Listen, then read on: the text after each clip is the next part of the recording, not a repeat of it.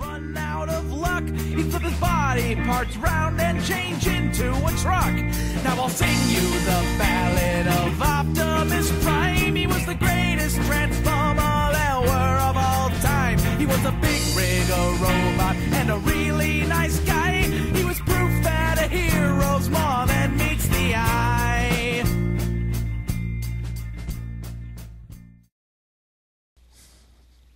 Hello and welcome to this deck tech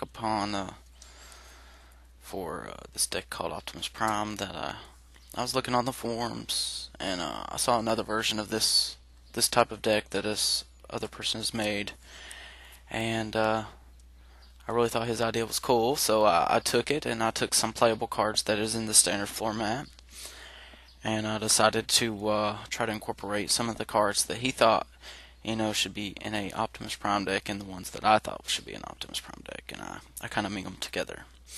Alright, as you can see, my playmat is pretty much full, and some of the cards are hanging off the camera, but we're going to try to go through this. I like to do my deck techs, my deck completely laid out at one time. I know a lot of deck techs like to just go through creatures, sorceries, instants, lands, and such, but I like to see what I'm playing with at one time instead of going through it from piece to piece. I came up with this deck as I was at work, actually, and when I was going through it and writing it on paper, it seemed good, and I done all the statistics, the land to card ratio, the mana to or the mana curve, and it really worked out. It looked good on paper, so I just decided to come home and build it, and here it is. Alright, first we're going to start off with over here at the one-ofs. Now, I don't usually like to play one-ofs, if anything, but in this deck, I thought through the theme that, I really needed some cool one-ofs. Chalice of Life is an awesome card for anybody that's ever played against it. If it ever flips, it's pretty much a game ender. I mean, 5 damage every turn is pretty much, pretty lethal. As far as the life gain portion, it'll give you a couple of turns, especially if you're playing some weenie decks. And in this deck, you have enough board sweepers to keep their damage, hopefully, to a minimum. Alright, so that's the Chalice of Life. It's 3 casting cost artifact. Alright, we go to another one of is I'm horrible at saying magic card names, so if I mess it up, forgive me. Is the blade of the Binding Blade? It's new from Dark Ascension. It is it's a 0/1 equipped. It's 7 mana to cost. It's a legendary artifact. And whenever the creature that this equipment is attached to deals damage, you flip it into the 13/13 Flying, Intimidate, Trample Demon. Now, a lot of arguments over this card was that this card would only be good in multiplayer games because of the secondary ability. Whenever a player loses the game, you put 13 1/1 counters on it. I don't know, but for you, but for me, just having a 13/13 with Flying, Intimidate, and Trample in Standard is really good. So I thought, I was like, hey, he transforms. He's a big threat. So, hey, why not? So my last one is, of course, the Wormcoil Engine. Now, a lot of people ask me,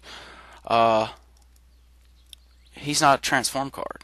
Well, no, he is not a transform card, but he does transform into 2/3/3s, so he's still kind of a transformer robot. If you look at the animation, he does remind me of Devastator off the new Transformers. So he sucks up and destroys stuff. So hey, go with the theme, I guess. But Wormcoil 6/6, Death Touch, Lifelink that you get 2/3/3s with, it's not a bad card. Alright, so that's the one-ofs. Now, after I do the layout of the deck, I'll go through and explain reason why I picked some of the cards that I did.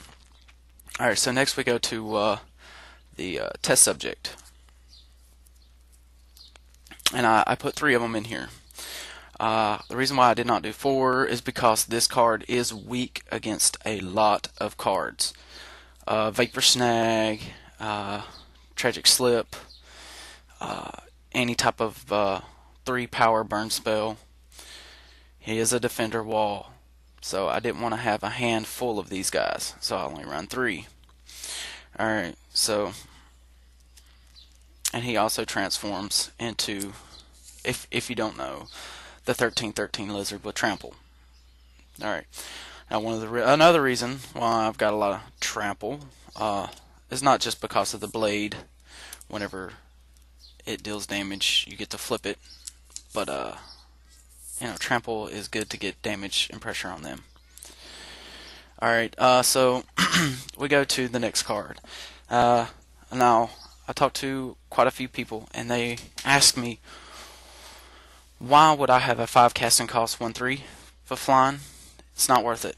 Alright, I got Soul Caesar.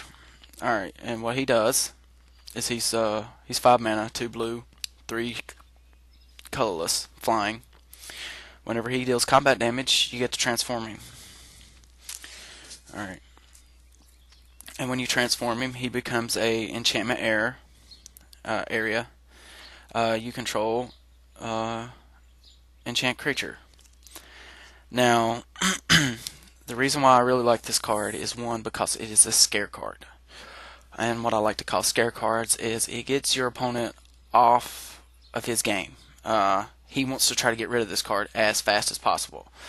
So yes, I know he costs 5, but by the time that's the only reason why I'm playing 2 of them, because he does cost 5. But if he ever gets out and he ever flips and you start taking their stuff, they are not going to be on their tempo. But I like to use that as a scare card. Whenever he comes out and play, he usually dies within the first few turns he's actually out. If they don't have anything to block him, they will not play a creature, because they do not want to. Especially if they don't have a flying creature, they won't play a creature. I did play a Wolf Run deck that kept his Inferno Titan. He had 6 mana, multiple turns. Or not Inferno Titan, but a Primeval Titan. He had 6 mana out. He could have played his Primeval Titan anytime and started getting game advantage. But he did not want me to take his Primeval Titan, because his Primeval Titan didn't have flying, and he couldn't lethal me with his Wolf Run yet.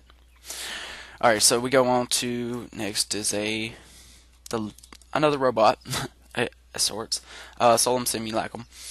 2/2 artifact. Whenever he comes into play, search your library for a basic land card, put that into play, tap, shuffle. Whenever he dies, you draw a card. Alright, what's bad about that? He does cost 4.